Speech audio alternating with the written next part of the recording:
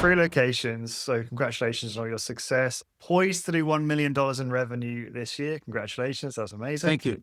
When you see something and you understand that it works and that this could be really valuable for a population, the product works. It's just a matter of getting the word out, which of course is a challenge in $1 billion with a B health and fitness industry to get the word out about high intensity training. Because of course it sounds too good to be true. I've been doing this for 28 years now. It's a long-term solution. It works. You went to Arthur Jones's house, and all you told me was that there's some interesting stories, and the old cliche, never meet your hero, applies. So elaborate on that for me. Yeah, again, and I want to be very careful here because these are icons. These are Mount Rushmore type people when we talk about Arthur Jones in particular. And he immediately, you could tell his approach, he immediately disarmed me and he said, you're the guy that's using my machines and I understand you're using my medical machines. And I said, yes. And he said, well, they're obviously not working for your hairline. Oh, wow. So yeah, it just came right after me right away to just kind of like put me on my heels a little bit. And I'm like, oh, okay. Lawrence Snell here, and welcome back to High Intensity Business, your one-stop shop for growing your strength training business and fueling your passion for high intensity training. My guest today is Patrick Ziebell. I'm saying that right, hopefully, owner of Strength Evolution, who have free one-on-one personal strength training locations in Wisconsin, United States. Patrick, welcome to the podcast. Great to finally have you on the show. Thanks for having me. I appreciate it. I enjoy the privilege and appreciate what you do for the community. So thank you. Thank you, Patrick. I appreciate that. And as I said, really excited to talk to you and really get a good understanding of your whole experience and history in high intensity training, yourself personally. I always like to know the moment that people discover here and how that all happens. And then also learn more about your business success and you know, what you've achieved in terms of that. And just for everyone listening, we are going to do a virtual tour of Patrick's, is it Lake Country facility? Is that what it's called? The one we're in right now? Yeah. Yes. Yeah. Which is a beautiful facility with loads of MedX and loads of medical machines. So stay tuned because we're going to do that probably the last sort of 5 to 10 minutes of the podcast. Patrick's going to carry his computer around and give us a tour of the facility. So excited to see that because it looks really, really awesome from here. So Patrick, let's just start from the beginning. So I know you sent some notes over about when you first got SuperSlow certified, but prior to that, can you remember the moment that you kind of learned about high intensity training? Was there a bit of like, a sort of avoidance or that doesn't make any sense or anything like that, or kind of re-education that happened for you? Yeah, for sure. I give Jim Ryan really in Illinois credit for introducing the concept to me. I was a high volume guy. I played collegiate athletics and did the high volume stuff, 5 days a week, hour and a half, 2 hours. But of course, 20, 21, 23, it starts to dawn on you. It's like, man, my shoulders kind of ache. My back is a little sore. My knees kind of ache. Surely there's got to be, a better way. And how am I going to do this if at 23, I'm already achy when I get to 43 or heaven forbid 55, which is what I am now. So yeah, Jim Ryan was kind enough to bring me into one of his facilities, introduced me to the concepts and the techniques. And at that point, I knew that it made sense. After doing literally one set of leg press, that, okay, I would rather do this, as uncomfortable as it can be, near muscle exhaustion. I would rather do that than do, 5 sets of 6 or 5 sets of 5.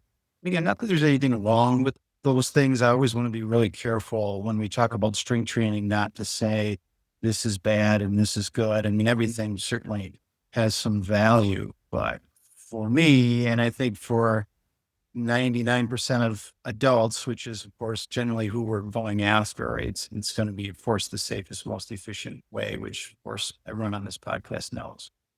Yeah. And so 21, 23, that's quite young to have that realization. What I normally hear is people are getting older, obviously not recovering as well from injuries, getting injured more frequently.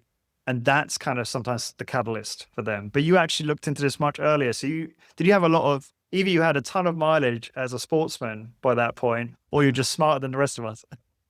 I don't know about either of those is true. Maybe the mileage part is true, but honestly, when you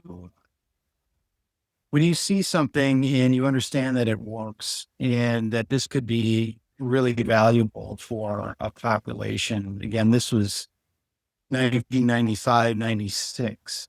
And then I opened in 1997, bringing the concept to Wisconsin, quite frankly, specifically the Milwaukee market. We knew that, boy, this is a fantastic product. It's a fantastic service. And it's really helpful to know as a business owner, I think, when the day is done, the widget works, the product works. It's just a matter of getting the word out, which of course is a challenge in $1 billion with a B health and fitness industry to get the word out about high intensity training. Because of course it sounds too good to be true. But the product works. When the day is done, you don't have to go home and wonder, gosh, how am I going to sell this product? It's just, it's flashy. It looks neat. But when the day is done, consumers realize it's just not a long-term solution. We don't have to worry about that. This is a long-term solution. I've been doing this for 28 years now. It's a long-term solution. It works. Yeah, I couldn't agree more. And Tim Ryan, a mentor of yours, a mentor of so many people in high intensity training. And I'm really learning that more now. We were at the Strength Forum in Orlando last year, and so many people at so many points during the day said, I always ask Tim about this. I learned this from Tim. And so Tim, if you're listening, thank you for your amazing contribution to this industry.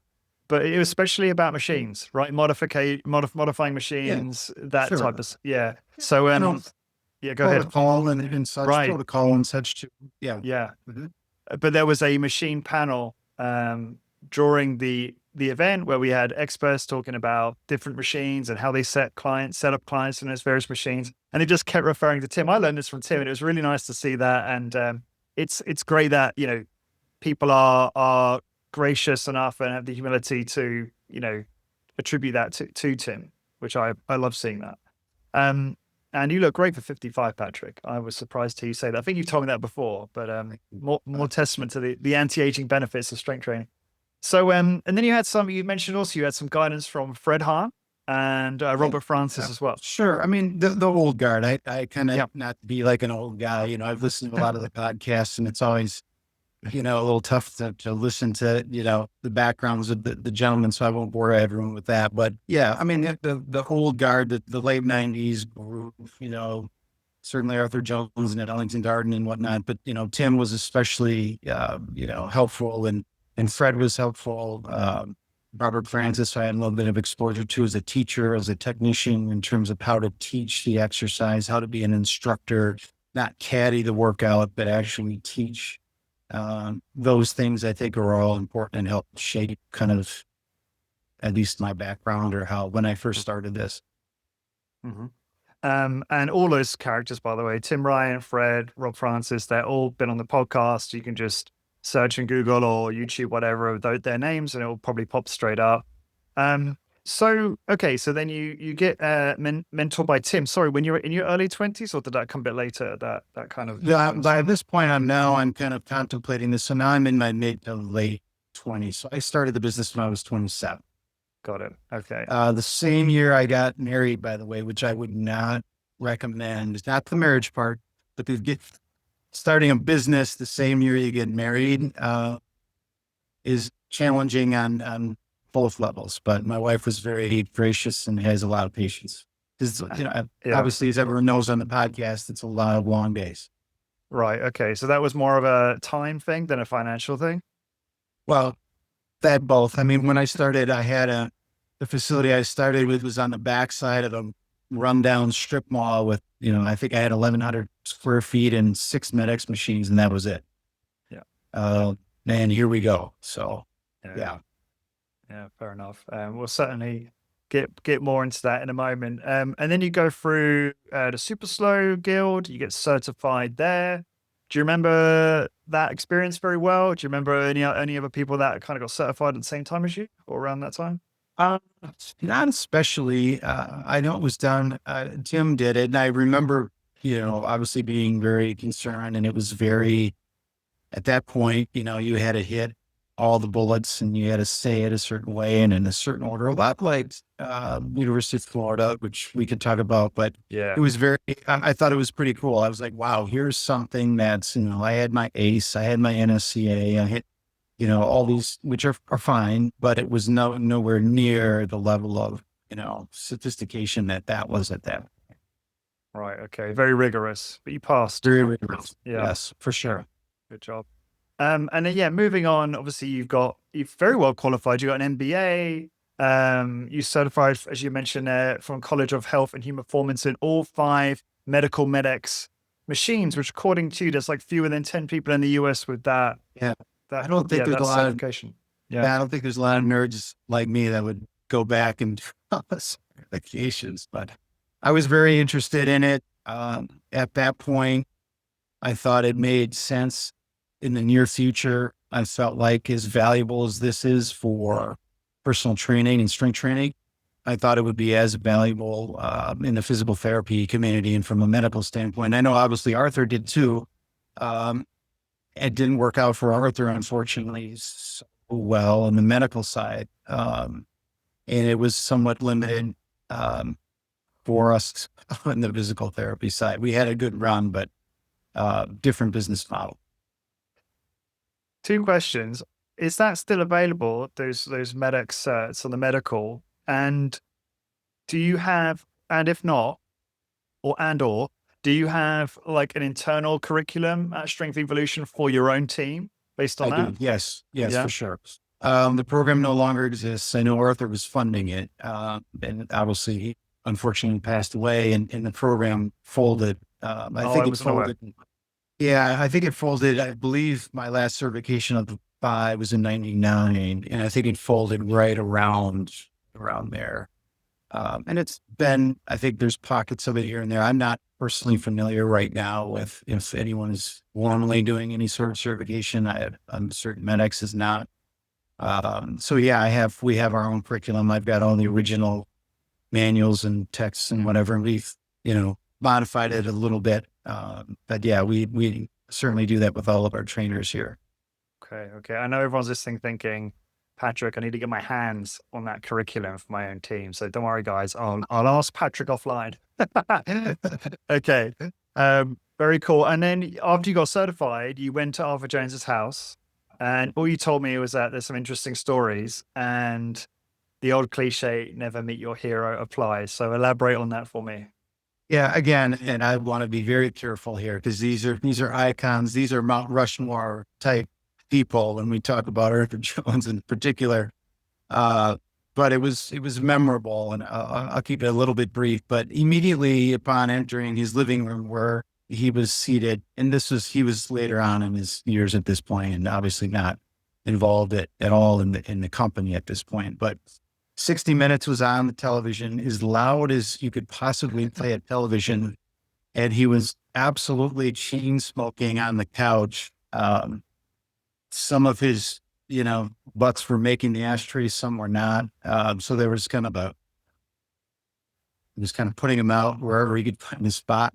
And you could tell his approach. He immediately disarmed me and he said, you're the guy that's using my machines, and I understand you're using my medical machines. And I said, yes. And he said, well, they're obviously not working for your hairline. Oh, wow. So yeah, it just came right after me right away to just kind of like put me on my heels a little bit. And I'm like, oh, okay. There isn't going to be any sort of, ease into this sort of process. And we talked and we had good conversation. One of the things I thought was interesting, I did ask him what in his entire long decades and decades worth of machine engineering and building, what was the machine he felt was the best or that he was the most proud of, including Nautilus, MedX, all of it.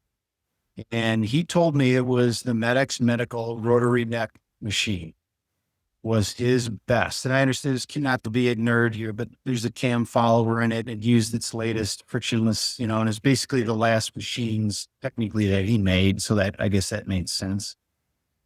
So that was what he felt was his best. And then I mentioned to him, of course, which was a mistake, that I was doing it at that time.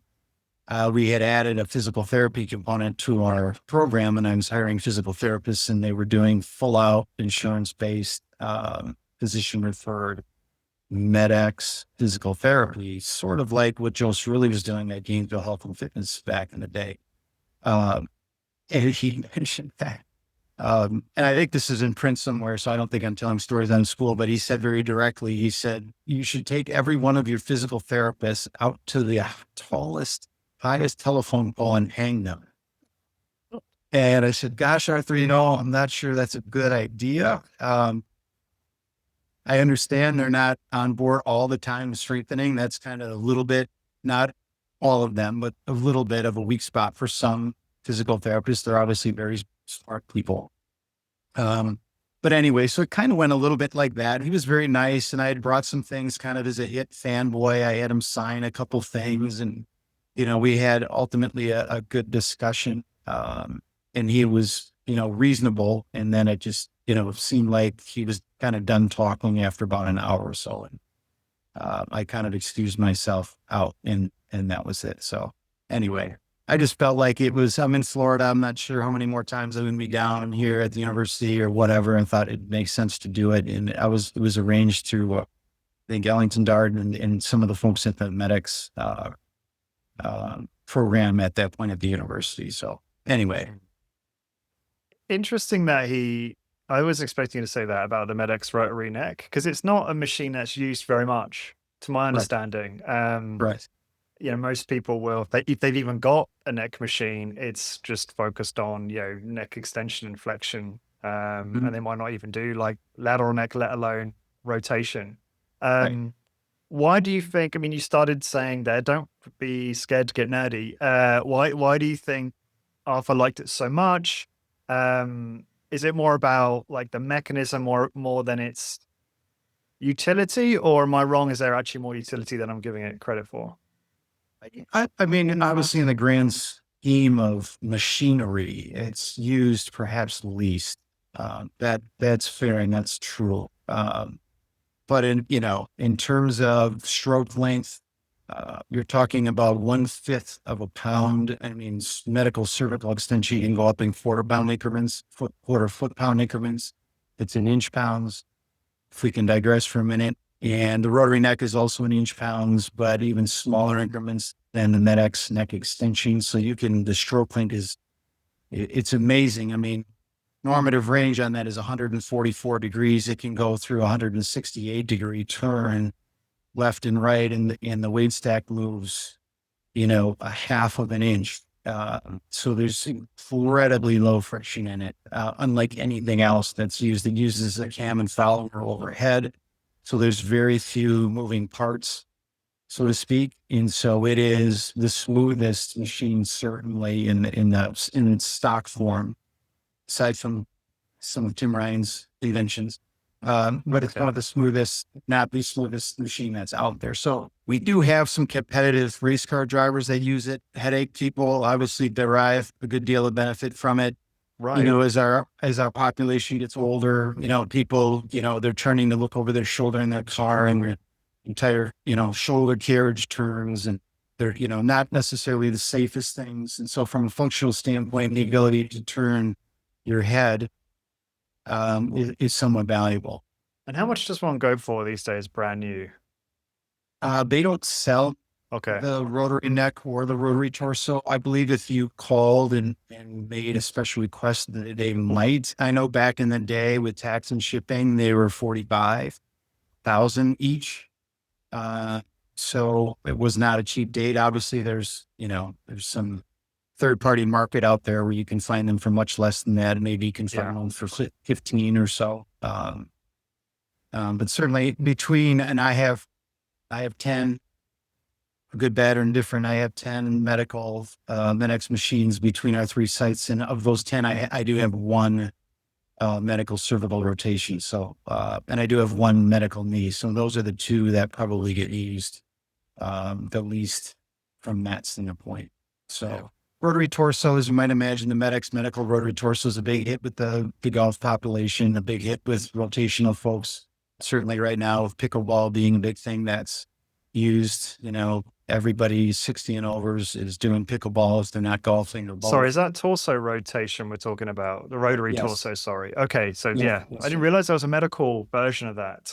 Yes. I had forgotten that. Yeah. Okay, so it's got like the lower, it's got more restraints essentially than the core version. Correct. It's Yeah. correct. It's similar to the medical lumbar in terms of femur restraint, pelvic restraint, Okay. but it does have lateral restraints that basically squeeze the hip carriage. So you're trying to prevent kind of that hip twist. It does a very good job, incredibly good job of that. So, yeah, so we use it. We don't do any we never did any testing with it or strength testing in the physical therapy program when we did it. But from a pure exercise standpoint, it's very good. So just to clarify, that's 45,000 US dollars for everyone listening, brand new. If you could even get it, which Right. is not Yeah. guaranteed. The two extensions are much more prevalent. The two Yeah. extensions that they'll make and you can purchase.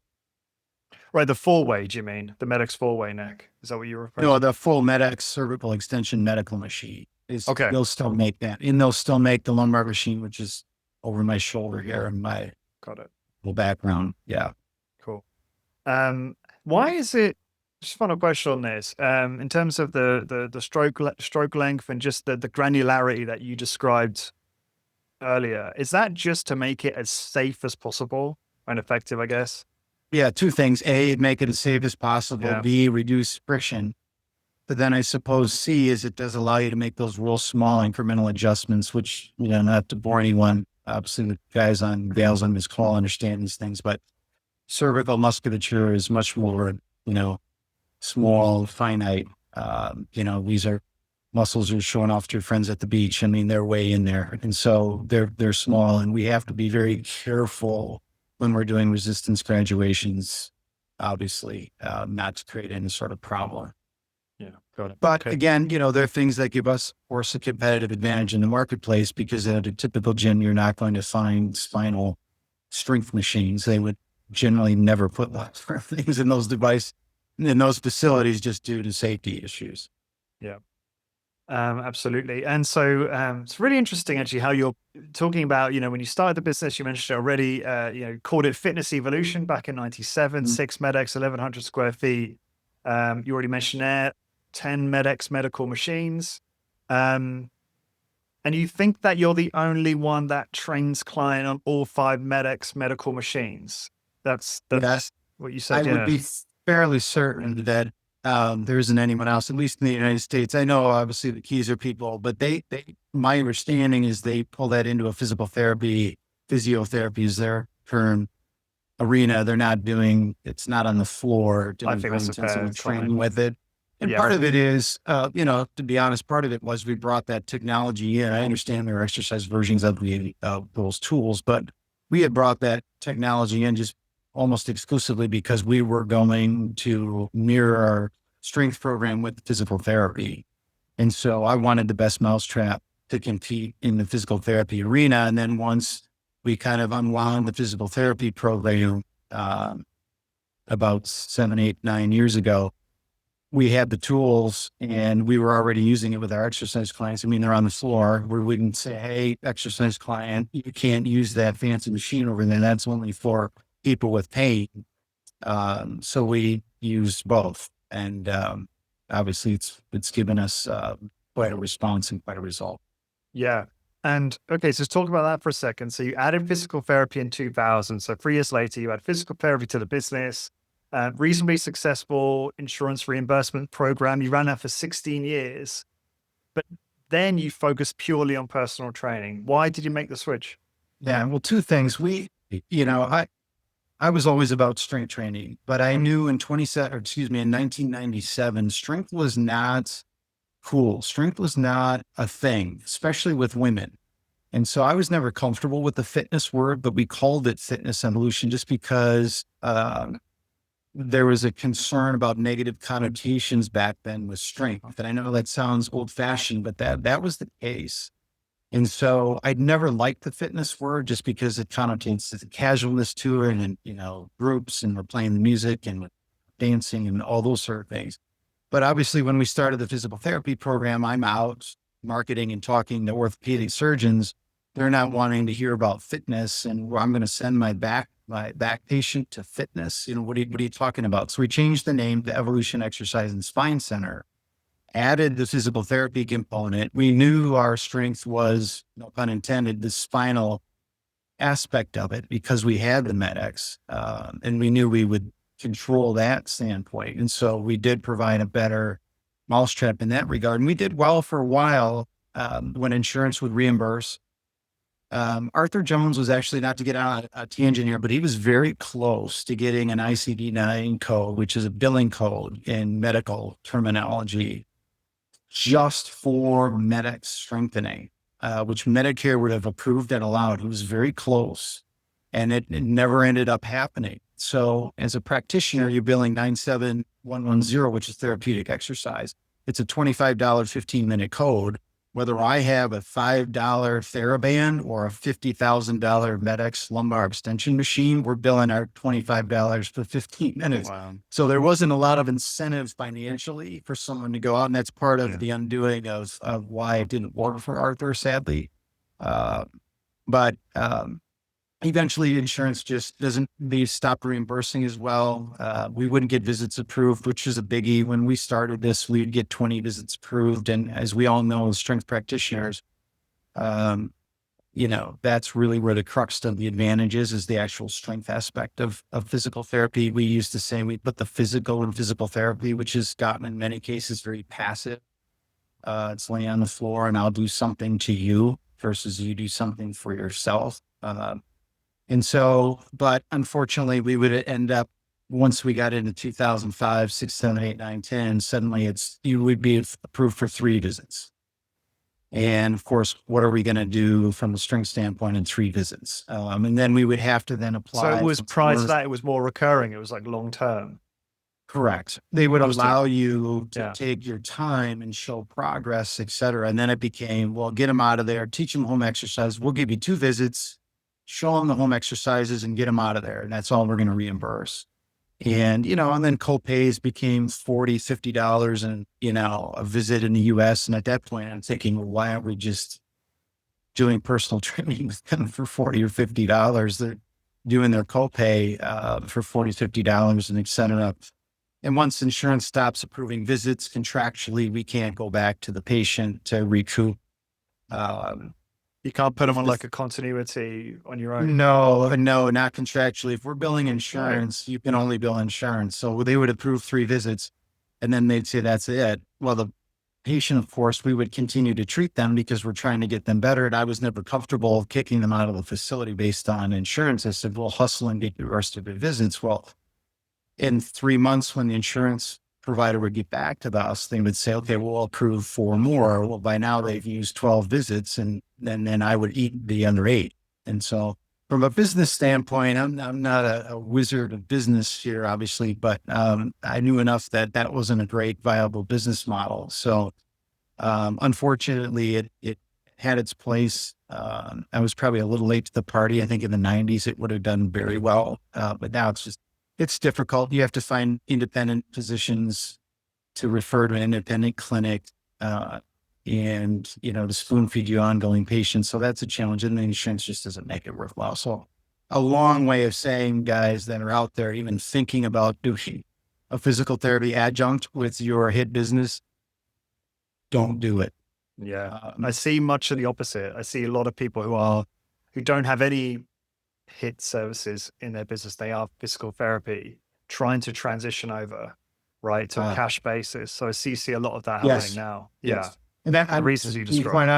Quite honestly, as an independent, if I was an independent physical therapist, that would be the only way I would think you could survive. I don't think you could survive on the reimbursement and the way it's set up unless you're one door down from an ortho in a large hospital system who's just handing patient after patient after patient after patient.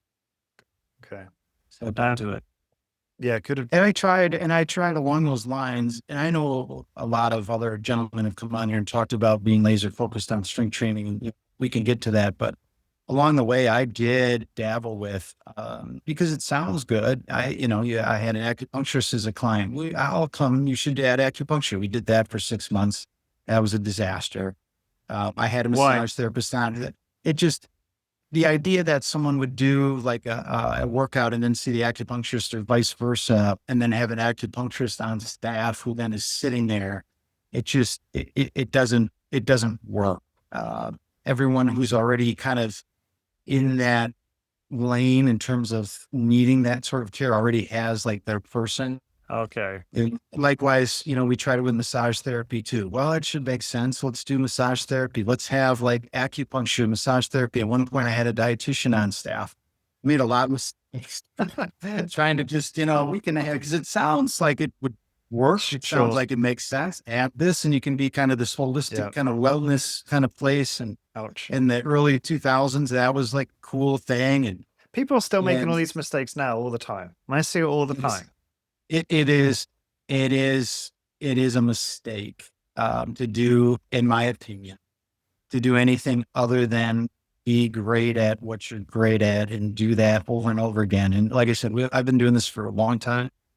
And, we're still working on improving. That's why I want to, hit business and, I listen to your podcast and I try to get a little more involved now and watch the great work that you're doing. And I think it's a valuable service for those of you out there that aren't subscribed. You should, because we're still learning too. And I Thank think you. that's the fun of the industry, is that it's dynamic and we're always learning. And that's part of why we call it evolution, but we can get into that later.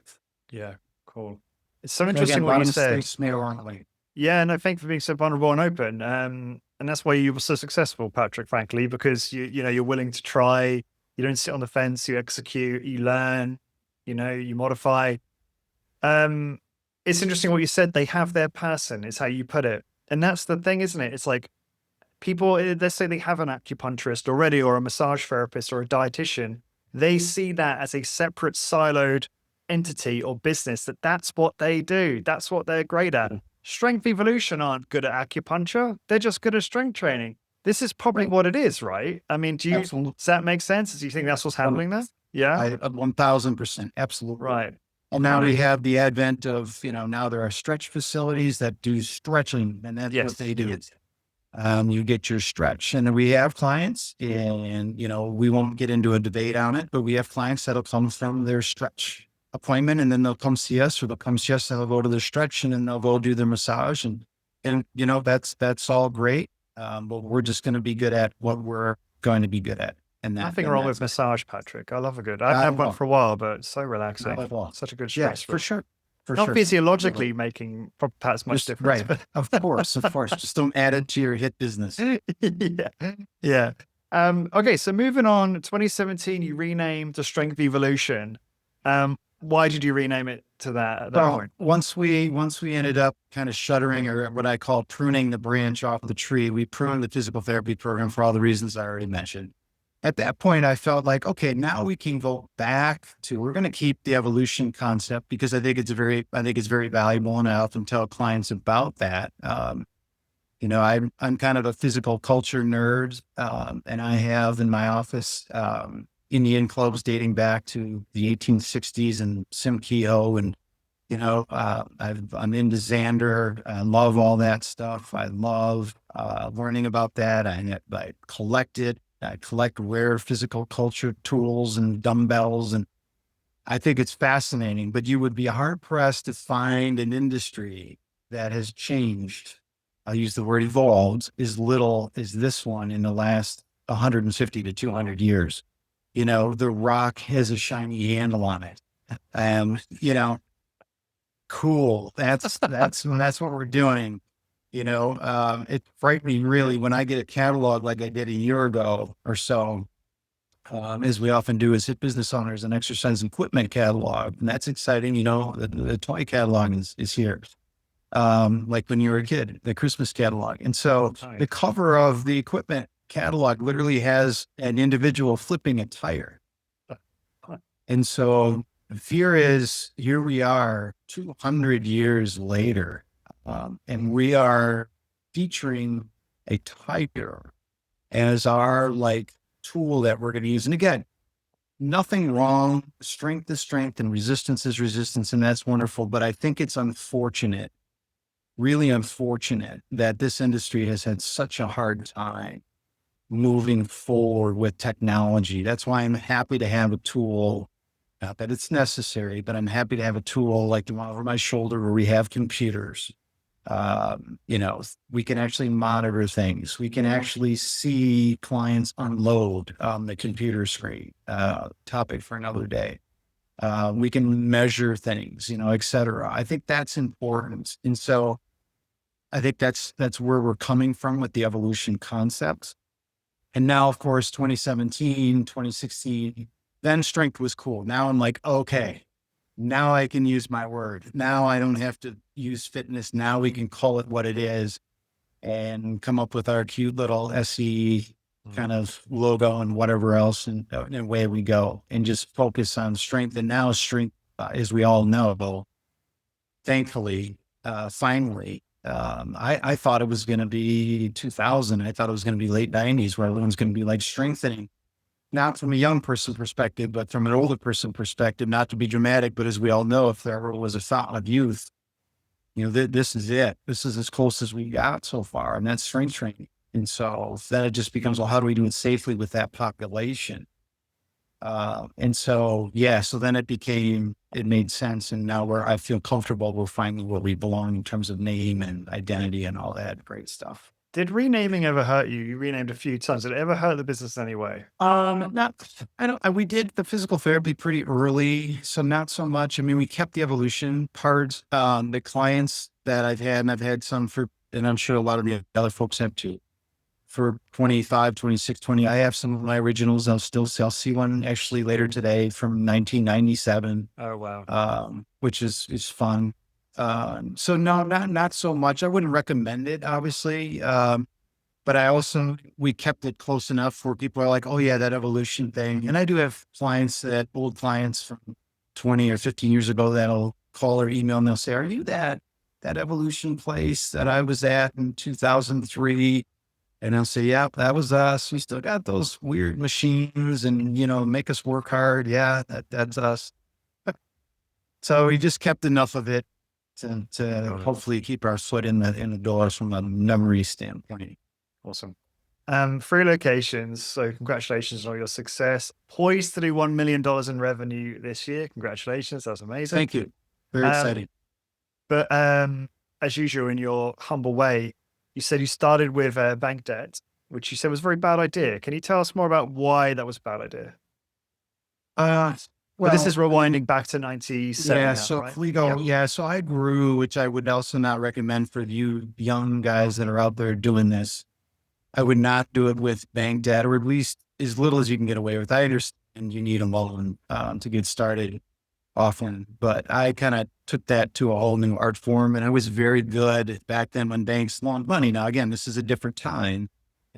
Banks were willing to loan, and I was very good at pro forma. I was very good with the spreadsheets. I was very good in the bank boardroom, live PowerPoint. I was good, and they would give me money more than they should. It was up there. And I'll tell you, all of the bank debt, of course, is naturally personally guaranteed.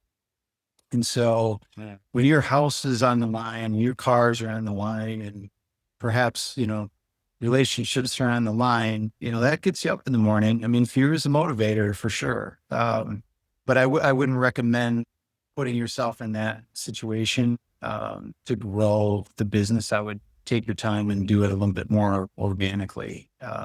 Thankfully, I was smart enough to stop that behavior and then work hard to pay all of that off. So, I mean, it was up there and it was all paid off. I'll never forget, quick boring side story, but I finally got my last coupon. This is back when they send you a lot of mail.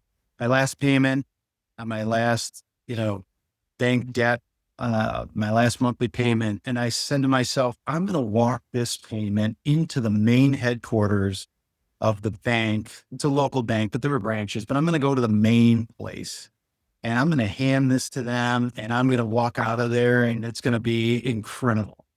And I'll never forget, I walked in there, I had my check, I had it all set up. And of course, I go to the main bank, but naturally there's, a 17-year-old kind of snotty bank teller who's half interested, looking at his shoes. And I slide this across, and I stood back, and I think I thought balloons were going to drop from the ceiling.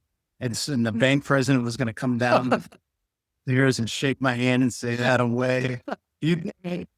And none of that happened. I looked around, and I was just, "Hey, get out of line. What are you doing?" And I went back and sat in my car, and I thought, wow, that was really not satisfying at all. So anyway, Right. But an yeah, amazing moment still though, right? To pay that off. I mean, paying debts off is just such a great feeling, right? Especially debts of that size. for sure. So, Yeah. we talk to people obviously inside high intensity business who are coming from different places financially. Some save, bootstrap, don't need to go and get a loan. Others get a small loan. Some probably get bigger loans. I also certainly do get bigger loans. Do you think it's okay to get a small loan? Like, can you elaborate a Yeah, little bit more on your sure. thoughts? Of Yeah. course. Mhm. Of course. I mean, if you have to have equipment, I mean, you don't have to, obviously, but if you are going to really, you know, try to, provide a niche service, which we can talk about later, and provide a high-end service, which I think is where we belong. I think we sit very comfortably between physical therapy and doing workouts at the gym, just randomly just do a workout. And, physical therapy, obviously we're more closely associated to physical therapy. You have an appointment, you're with a professional, you're in a professional setting. So, and I think that's the market is large for that within reason. And I think that's a good spot to fit. So therefore you have to maybe have a little bit more of a medicinal look to it. You could use the word professional to it. And so therefore you have to have some reasonable equipment, and that obviously creates a cost. And so I think you have to start with a good set of equipment, 10 to 12 machines, maybe not do 6 like I did, maybe get a few more. And that if you have to then go out and get a loan for that, then, get a loan for that. Just be smart about it and make sure that you have a plan, pay the bank back. So, Right. Right. so, Map out your cash flow. You're reminding me of, obviously there are cheap ways to make a space look fancy and high end. And there's a conversation in high intensity business. I don't know if you've seen it, where someone, forgive me if I'm forgetting your name, who posted this. I think it was Steve B. Posted an article about how to make a space look high end, and the suggestion was just buy big art, like huge art, like big sort of pictures of art, huge frames. And there was lots of references to like movies and places where, I'm looking at the screenshot from whatever movie, and they've got huge art in the background. I'm like, of course, like it's so subliminal, right? It's like, yes, it did make them look, powerful. Sure. And you can obviously get one of these frames for like $200 or something like that, and just fill it with some kind of print or something. So I thought that was quite funny. Sorry to get a bit off topic there. That's not what you have to do, guys, but it's just an idea. Awesome. And, okay, so that happened and you paid it off, which I just love hearing. That was a great story. That's funny. And then it was kind of slow and steady growth all the way through from what you said previously to me. Can you talk about that a little bit in terms of how you've gone about growing the business? Yeah. I mean, certainly, you have to get, and the challenge is, as a business practitioner, and I haven't admittedly been very good at this. I have not been fantastic. It took me a long time to figure out systems and how to build them, how to get off the floor. Because for me, the fun is on the floor. Again, I have a business background, et cetera. But that's not always the fun part, dealing with employee issues and HR kind of stuff. That's not always the fun part. The fun part is being on the floor and being a practitioner. But to use a poor analogy, if you're always the one, rowing, no one's at the front of the boat. If you're the leader, seeing what direction the boat is going. So if no one's standing up to see, and you just got your head down, like I've done for a long time, and just row, because I got to get more clients through. We got to push some more clients. We got to do workouts, and I'm a pretty good trainer. And I think the people like me. And so if they like me and I'm on the floor, they'll tell their friends, and that's how I'm going to grow the business. I'm going to grow the business by being an expert rower. And being an expert rower in the short term is good. Wow, this boat's going kind of fast because I'm a good rower, but no one's really leading. No one's building. No one's working on the business. No one's in front of the boat saying, hey, look out.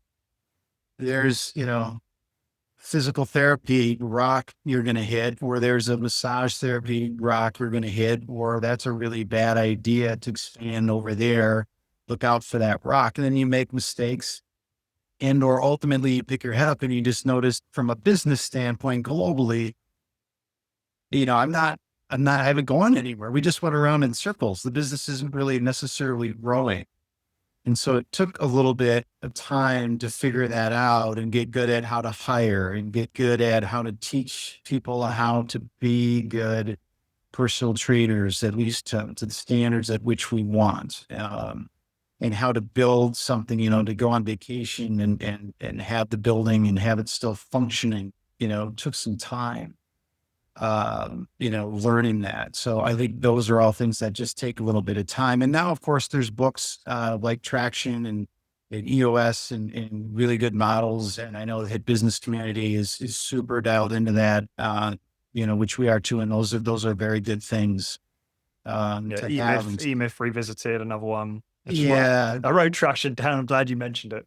Yeah, great books on working on the business. Yeah, absolutely. There's really good tools to read and learn to how to build those sort of things. And I think it's important, but it's a challenge. You got to sit in your office and you have to work on those things. And it's difficult to pull yourself off the floor. And I want Patrick. I want the guy that did my consultation. Where is he today? Isn't he working today? It's like, no, I'm sequestered in my office, I do. Paying bills or trying to build something that can exist, if I get hit by a bus tomorrow. Those things are more important long-term, but it's hard to get out of that short-term mindset. That's so interesting. So as you were in the beginning, you think a lot of those mistakes you made were down to just the inability to be strategic. Like, were you more impulsive? Like, oh, let's just add that. You wouldn't really think it through. Frankly, they have the bandwidth. Is that a fair assessment? Yeah. Very fair. Very fair. For sure. So current, present day, what do you use a framework for these coveted decisions? Do you use EOS or something else? Yes. Use EOS. Okay. We have little, certainly you tweak things a little bit for your, for your needs, but yes, we have 1 year and 3 year, 10-year BHAGs and, core values and, passion and, our guarantee. And we have all those sort of things, and then you just obviously have to say those things over and over again. Yeah, absolutely.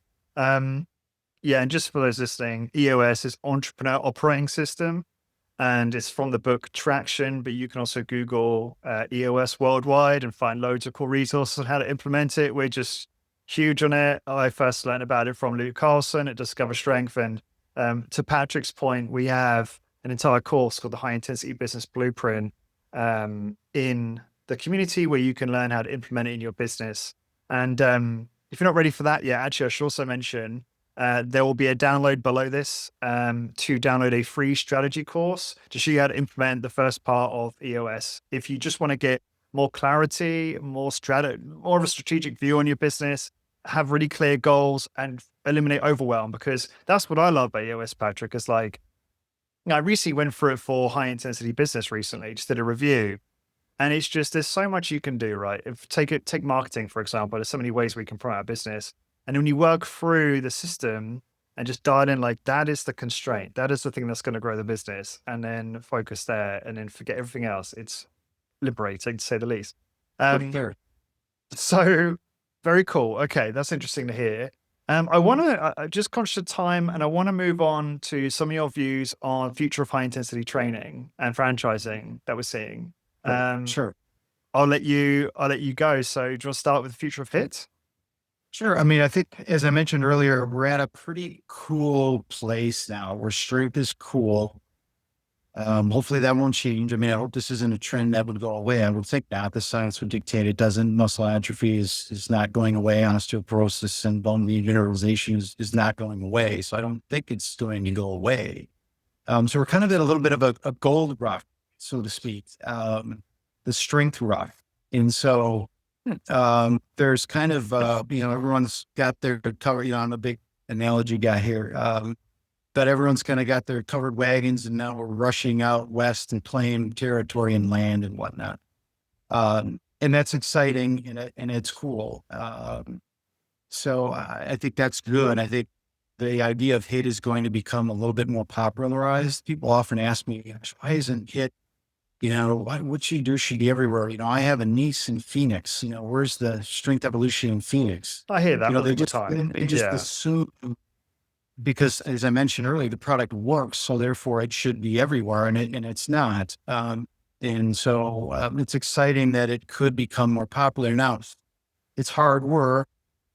So that's part of the challenge. It's not social.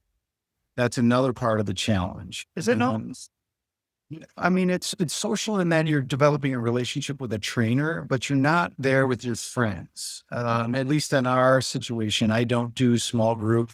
You do one-on-one. Do you have multiple one-on-ones happening? Remind me. Oh, for sure. Okay, so there is some sense of community, but it's not like CrossFit or something like that. Yeah, there are rules. I won't get on all this. Is maybe another podcast, but there are rules for engaging another client that you're not training while you're in the back room. There are protocols for, should I say something, or, hey, I hear that. I saw that movie yesterday. Hey, hold on, Shirley. Hey, Robert, I love that. You gotta, yes. That's smart. There's a whole process of doing that. So I think that's great that you think about that, and you have protocol for that, or a system for that. Yeah. You have to be a little bit careful. So yeah, so the paradigm has shifted. And so now we have a situation where we have individuals, rather than selling workouts, we're selling businesses. And that's different. So the market for some HIIT professionals is now we're selling businesses. We're not necessarily selling workouts. And so the paradigm a little bit has shifted, and that's okay. And I'm sure it's difficult to find customers, meaning people that have the ability to purchase a business. That can be a little bit challenging. But I would implore perhaps the franchise folks to just try to be maybe a little bit mindful of when they're going out and, putting their stake in the ground, so to speak, of, the independent folks that are out there doing this. Certainly the newer independent folks that are out there doing this, that don't have systems, that don't have all the information, it's going to be a little bit tricky. I think it's fair that you could close your eyes and throw a dart at a map of the United States and not come within 50 miles of another HIIT franchise or another HIIT facility, another HIIT independent operator per se. Obviously that's not always going to be the case, perhaps, which again is not bad. I'm just speaking of, to do that 99 times out of 100, you're not going to get within 50 miles. And I understand that to help sell that business, we talk about business like a commodity, and we use things like a gas station analogy or a grocery store analogy, or something was popularized by a gentleman economist named Harold Hotelling, and it was called the Hotelling theory, which is to say, we're going to cluster gas stations together and it's going to help everybody. And if we cluster grocery stores together, that's going to help all the grocery stores. And that's fine. And that's true. And that's it's proven out, is it? Because obviously I had a guest say that recently on the show, and I just haven't looked into that. Yeah. It is when you're dealing with a commodity, gas. Everybody needs gas.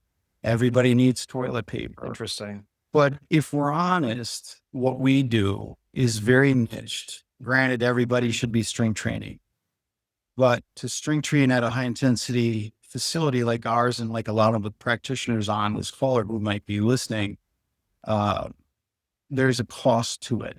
We have a market that's 40 to 80 years old. If I was specific, I would say that market is 50 to 70 years old. That market is for people that have a high level of disposable income. So that's not gas and that's not toilet paper. That's a very specific niched market. And so I don't think it would be a shame to be competing a lot for that niche. And I would think, so my message for the HIT franchise practitioners to be careful there. I think the note for someone who's new, who's probably not listening to this podcast, but might be interested in purchasing a HIT business, I'd be careful to make sure you're not buying into a situation where there are other HIT businesses, because the market is, it is finite. There are not tons of people out there, and we're going to be soliciting each other's customers, which quite frankly has happened. And so, my message then to the independent business owners like myself is just sharpen up your system, sharpen up your business model, sharpen up your trainers, get good, because competition is coming and it's not bad. HIT business is great and it should grow and thrive, but be ready. Honestly, I think we have to be honest. Competition's coming. And so you better be ready. It might come right across the street. It's one thing to compete with Lifetime or with Steve, the personal trainer, with his dumbbells and barbells. It's another thing to compete with another HIT practice. And so I would definitely advise the younger independent guys to just get to work and really get your systems sharpened. And I'd hate to see it, just a word of caution, I'd hate to see this fantastic brotherhood, kind of fracture. And we've talked about this a little bit, and it's a brotherhood until a franchise opens across the street and solicits your customers and clients. And I'd hate to have a situation where we have a HIT conference for franchise only people and then a HIT conference for independent people. Well, we already kind of do. Yeah. Yeah. It would, it's but just I think that's okay, but go ahead. Sorry. No, it is okay. I hate to see a free flow sharing of ideas become less so. People are going to naturally become more guarded. And again, that's, I guess, the natural maturation of any businesses in any industry, is that we're naturally going to become a little bit more guarded. I would just hate to see there being somewhat of a bottleneck in terms of the free flow of ideas, because this is a conference here, this is a conference here, here's an idea I can share, but I'm not sure I'm going to share it over here because they might be down the street from me next month. That could get a little bit dicey. So it's just an industry maturing. Again, I want to be cautious to say that it's not a bad thing. I just think we have to be, smart about how we're doing it on both sides. Mm-hmm. Yeah.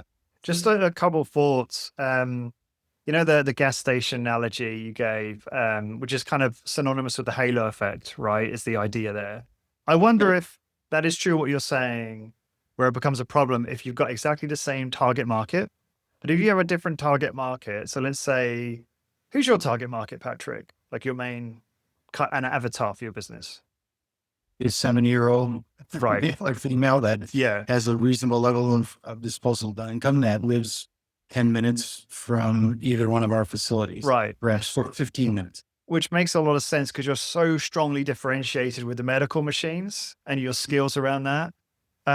Whereas if someone is focused more on like the younger, busy professional, that could actually be very complementary, right? Because they could be sending their relatives and friends who are a better fit for you, back and forth, right? So you'd be sending to that business, they'd be sending you people from. So I don't know whether that would play out. I don't know whether we have evidence to know that in our space yet, because frankly, I don't know if there's not enough facilities out there. I don't know. I feel like listening to you, maybe you're kind of more saying it's coming. I still feel like there's just so much opportunity. And I feel like for sure we have almost 400 million people in the US, or 350, something like that. For sure. Right? For sure. Absolutely.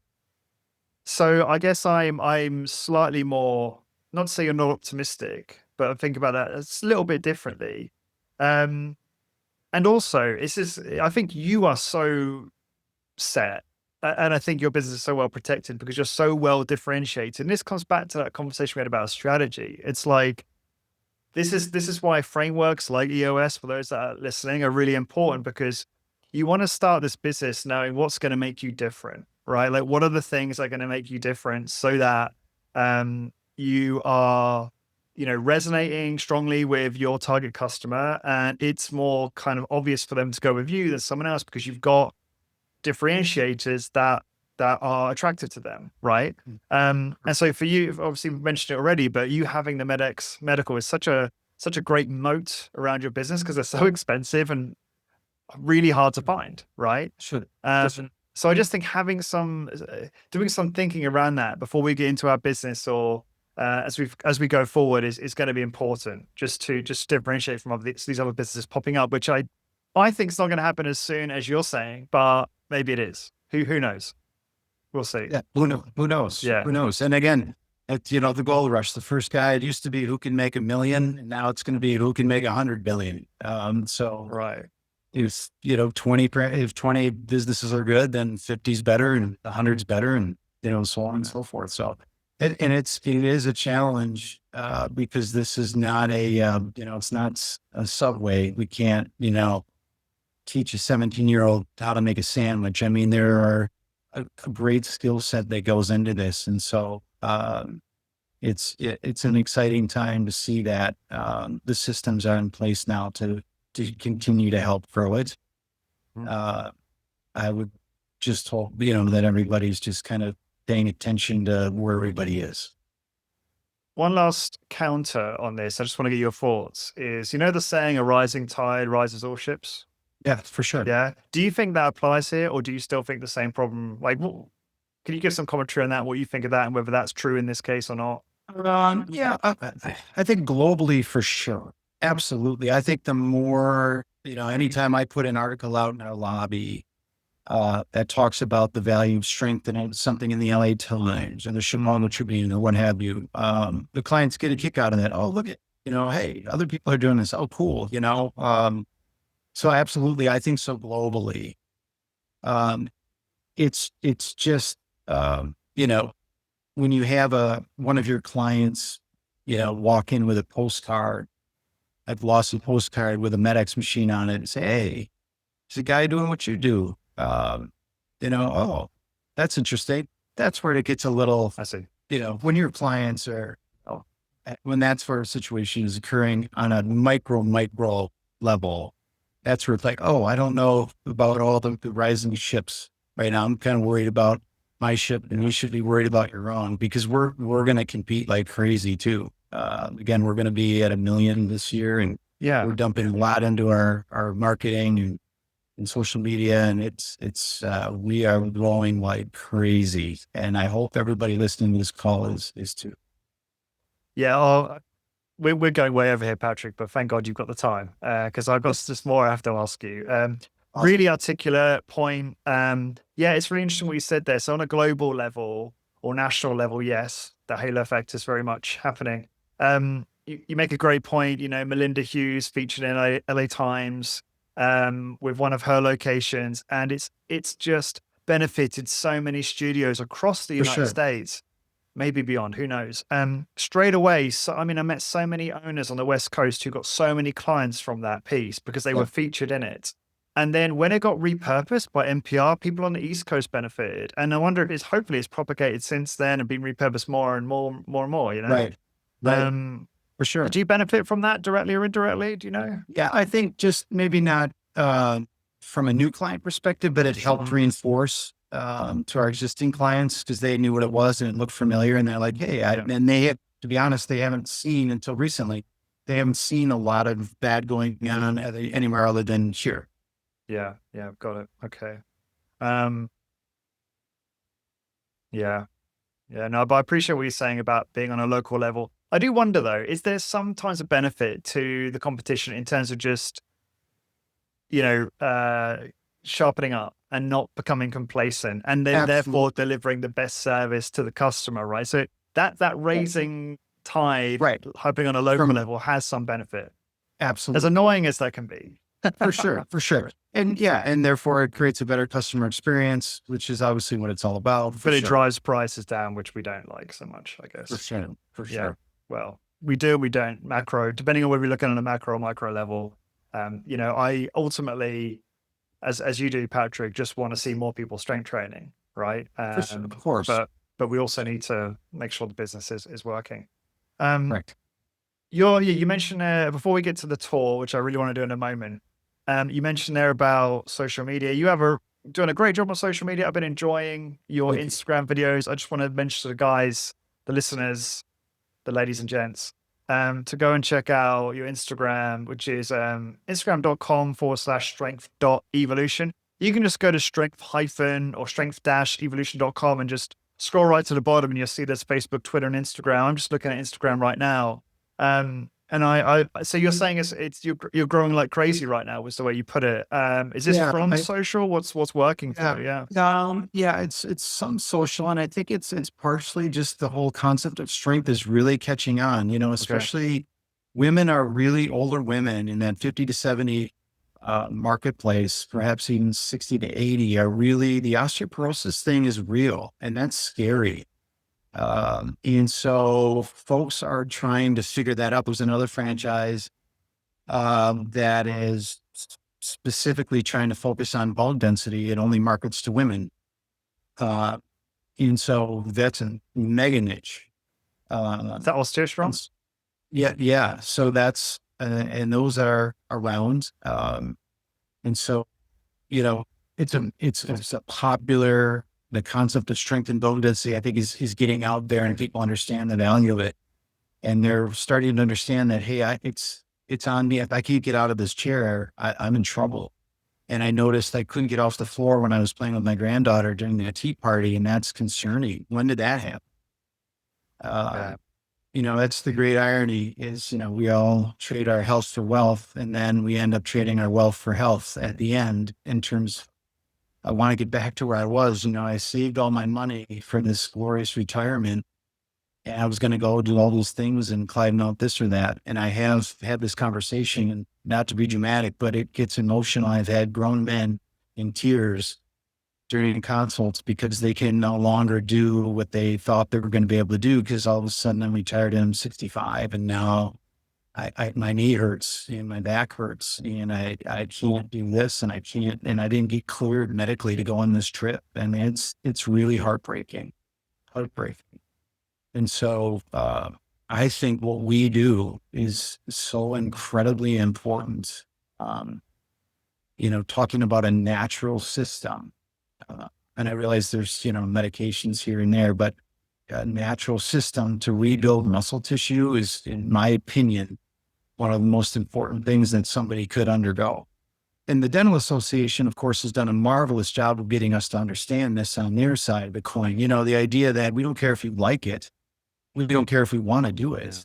But if you want to keep your teeth healthy and in your head, you have to brush and floss. It's just a system that you do of personal hygiene. What we do, Lawrence, is a system of perhaps more important than personal hygiene from an orthopedic standpoint of personal hygiene. I don't care. And that's what I tell clients. I say, I don't care if you do it here or wherever, you have to strength train somewhere. This is not a luxury like it was in 1997. This is something you have to do. And we can show you how to do it on your own. We'll teach you how to do it. You might live across the street, know why. And I never arm twist, and we can get into that on another call, perhaps sales tactics and techniques, but we never arm twist on this. I've taught people how to do this with soup cans and milk cartons. And I'm sure a lot of the other guys have too, just because, there's a cost involved. And I've had some clients, for lack of a better term, that'll do 10 sessions with us as a class. And then we'll help them apply it to wherever, because we just feel like strength is that important and it should be done, regardless. So it should be done before we even prioritize our recreation. Yeah. Yeah. And obviously your belief is so powerful that assuming that sells very effectively, even though you don't strong arm people, which is obviously great to hear. I don't know why I haven't thought about this before, but obviously I've heard many times, strength training should be like brushing your teeth, should be the mindset. But it's actually, you made me think there about what it's like when you go to the dentist. So you get that email, don't you, every 6 months? Well, I'm talking more from the kind of UK Ireland perspective, but it might be similar in the Sure. US. And it's not like the email's very much like, no, you're coming in, you're doing this. Like it's not kind of marketing or sales. It's more, there's far more like kind of authority and like an expectation. And it's like when you go in and I'm sure in the US, I know it's probably a lot more expensive, but recently, I say recently, probably like a year ago, I had a dentist tell me, like, have a go at me. He was having a go at me because I have to have 3 wisdom teeth out. Mhm. And I looked and he said, why have you done this? Like, what's like, he's like, what's wrong with you? And I'm like, it's 5 grand. Like, it's 5 grand, right? Right. And I was like, Right. I will do it, but it's 5 grand. That's why I haven't done it yet. And but I love that there's a lot to learn there because it's like dental hygiene, some of these things are important. And you can argue that strength training is more important than that, even maybe. Right. Um, Right. and if we think about it through that lens, it's not to say we should be rude to people and strong on people or anything like that.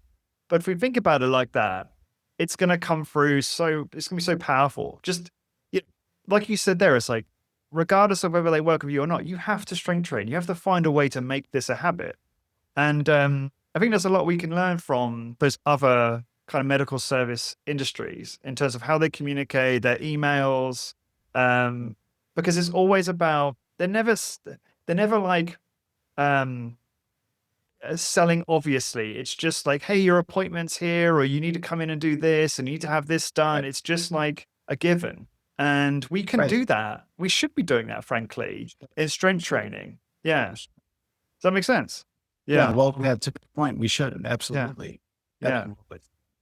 So, and you made a great point there as well. It's like, oh, you're growing so well. Is it social media? You're like, well, no, we're just in a really growing market, which again is the strength rush right now. And I think anyone thinking about starting a strength training business or in this business can really benefit from just this growing market. And, we're seeing people in high intensity business get 30, 40 sessions a week like that, like super fast. And a lot of that is down to them and doing the tactics that we teach, but also just being in a great place. And as you said, strength training in terms of a trend, it's like top fitness trend for many years in a row now, and just continuing to grow in popularity and importance for the reasons that you said there. Muscle atrophy is going nowhere.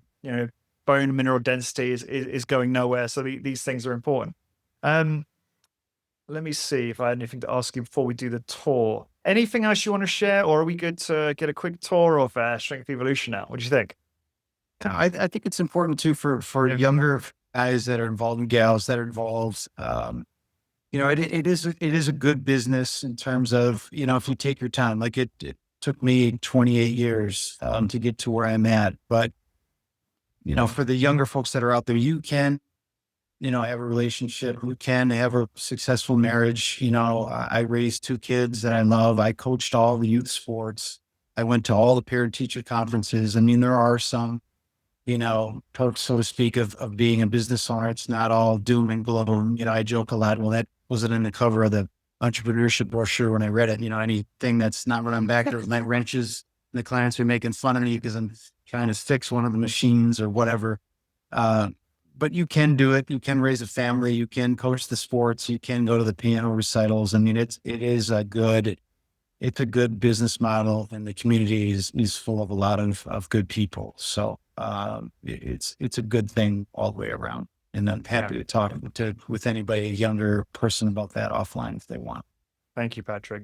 One thing I forgot to ask you actually is, have you got many, I'm curious about your social media. So I think sometimes people think it's going to generate a lot of leads, but what it tends to do better at is nurturing your Yes. existing prospects who follow you. Obviously you can cross-pollinate by emailing. If you email your email list, hey, follow us on Instagram, etc. It can just be a really good nurture sort of process to help people convert over time. It's not until you get much bigger in terms of followers that you probably generate leads from it. I'm just wondering, I don't want to put words in your mouth, but I already have. I'm just wondering if that's true for you, or whether you're actually, I mean, you've got 600 followers now, so you're getting there, but are you seeing leads from it, or is it more kind of nurturing Yeah. and converting existing? Yeah. Yeah, it's both. I mean, both. I mean, there are, I Right. mean, it's social media, so there's a lot of noise. I mean, you do get a lot of Right. randomness. back. And so there's maybe for every response, there's every 10 responses, there's one viable response for someone's actually honestly interested. And then you can have a conversation. So it is good from that standpoint. I wouldn't say it's necessarily, as you alluded to, a business builder, but it is absolutely a reinforcer. Well, this is the third time I've heard about this. My friend who keeps telling me about it, my business colleague, and now I see, oh, look at that person. They look like me. Okay, I guess it's not that scary after all. And which is why one of the things we did with my film person, who's great, is we came up with, why don't we just take them through the facility so they see it's not that scary? And I'm like, gosh, you take them behind the curtain. It's like the Wizard of Oz. You should pull back the curtain. It's not that scary. Show them what you're doing. It's actually pretty cool. So I'm like, okay, fine. We'll open doors. We'll walk everybody through it and talk a little bit. If anyone's interested, they can see it's actually, it's not a spooky place. It's not full of, 20-year-olds throwing medicine balls against brick walls.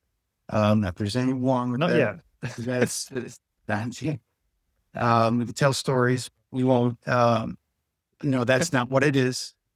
Or that's not our spot. We're not, timing 40-yard dashes and doing that sort of thing. It's not what we're going to do. And once they see that, they think, okay, yeah, all right, cool. I'm going to call them. And I know some individuals are real big on don't do anything for free. I get it. We do. I've just found it to be a more relaxed environment. So your free consultation. Yeah. Correct. I just find it personally, it's a lot easier. I do it for an hour, and listen. And again, perhaps conversation for another podcast. Don't stop talking, listen to their situation, hear how you could perhaps help them, and then make sure you're tailoring something for them, and then get them on the floor and take your time. I think that goes a long way. Everybody just relaxes and they're like, okay, I'm not going to have to make a financial decision today. It seems to be better. And then they come back and honestly, we'll build a workout for them and we'll do that for free. And we'll have them come in and do a workout for no cost so that they can kick the tires and actually do a workout. They might do one or two movements during a consult, just to give them a little flavor, because as much as it's tempting to bore them with all the exciting things we're going to do, it's better to let them put their hands on it. And then I find it's better for them to actually do a live workout. And I realize you can maybe do all of that in one setting, but I like to have them come back, take our time, take them through a workout, and then their credit card is out after that, and away we go. Are you doing more the intros, or do you have team members doing? I do most of them now that I'm on the floor less than I have been. Although that's also a challenge, another topic for another day. But you got to be careful with that, of course. But I'm very good at helping them understand that everyone philosophically is going to tell you the same thing. I'm running between 3 facilities in 3 different counties. You don't want to be captive to my schedule. Trust me. I'll downplay it and say that you're going to love these people, which they generally do. These trainers better than me, and what have you. And no one's going to tell you today we're going to drink grape juice and stand on our head. We're not going to run laps around the facility. They're all going to tell you the same thing, but they might have a different way of saying it, and you quite honestly might quite prefer that.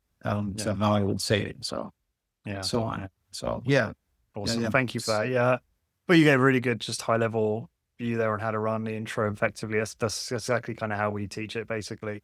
I'm just curious, and I'd be remiss if I didn't say this. You got 600 followers on Instagram. Do you reach out to those? Do you direct message those individually? We don't. We have not. You should. I know. I got to get more into my HIB. I got to get it more into That's it. Would that be you doing that, or would that be probably would be better coming from you or your business, or one of your team members, because you've got some staff who can help you with that perhaps as well? For sure. Yeah. And I do have a somewhat focus on that. I have a gentleman that does do that for us, that I can write some scripts. Again, me in the office, shut the door and lock it, write some scripts, send them off. That sort of thing for sure. Cool. All right. Well, we can perhaps talk about that another time, but if I didn't say that to you, maybe you were already aware, it sounds like, but it's just one of those opportunities. I need all the ideas I can get. For sure. It's one of those things that I think a lot of people miss, that it's just a great opportunity to I mean, these people are already following you, right? So the trust is high, they're warm, and it's a great way to Yeah. prospect. Um, Yeah.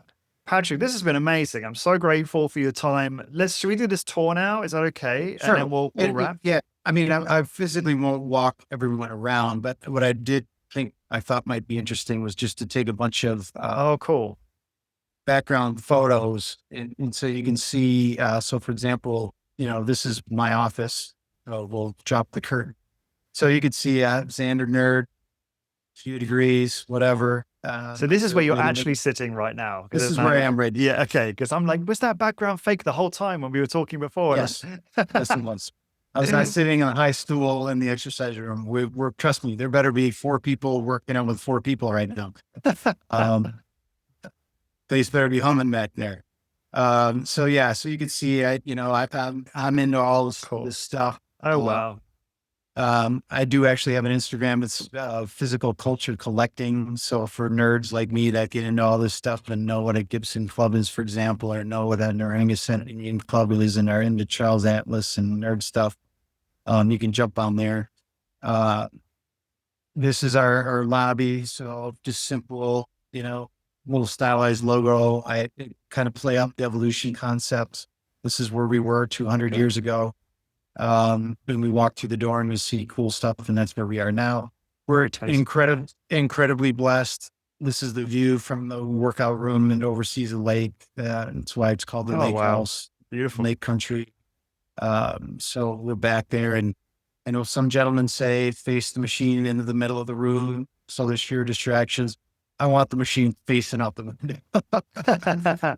When someone's doing a time static contraction on the leg curl, so they want to look for wildlife. They want to see how the fishermen are doing. They want to see if the bald eagle is circling. They trust me. They want to do anything to get their mind off the excruciating discomfort in their quads. Yeah. Just in general. So yeah. So of course, we put as much natural light. We built this out in 2005 and put as much natural light through the whole facility as we possibly could. And it just worked out that way. So, and I do have at this facility, there's a little back room I do have free weights. I do have a rack. I do have barbells and dumbbells back there. Some of that stuff gets pulled out onto the floor. It's a little hard to see, but there is a section in the back that's affectionately known as the corner where we'll do some, boxes, and I do have some TRX bands, and, we do teach people how to use other tools. We do have some high school kids that come in. We do have some college kids that come in, and like it or not, they're going to be in the high school weight room. They're going to be in the college weight room. They're not going to be around MedX equipment ever. And so I think as a strength professional, it's important for us to teach them how to use those objects. It's not a core competency. It's not what we want to do. But I think there's some value in helping them understand how to use those objects. And there's nothing wrong with somebody doing a lunge in a controlled fashion, across the center of your room. I don't think those things are wrong. I don't think it's bad to have your workout be 50% mechanical and 50%, you have them working on some core things on a low mat table or something of that effect. Is that a fancy stool down there as well by the chest press? A nice. Say again. We have it in joke in high intensity business where some people don't have fancy stools. They have this beautiful room with all this high end MedX equipment. Then they have like a cheap plastic stool, but you have a nice metal stool there in your previous frame.